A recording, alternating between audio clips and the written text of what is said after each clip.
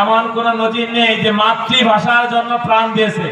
একমাত্র আমাদের দেশেই মাতৃভাষার জন্য প্রাণ দেওয়া হয়েছে। আমরা আপনাদের আদরের সন্তানদের বাংলা হাতের লেখা দেখতেছি। বাংলা হাতের লেখা এমন একটি কঠিন লেখা, যে লেখার ভিতরে 11টি স্বরবর্ণ আছে, 39টি ব্যঞ্জন বর্ণ আছে, 7টি ফলা আছে, স্বর চিহ্ন আছে 10টি। তার সমন্বয় লেখা আপনাদের সামনে উপস্থাপন করেছেন। এখানে প্রথম জামাতের ছেলে মেয়েরা লিখেছেন বাবা, চাচা, এবং দ্বিতীয় শ্রেণীর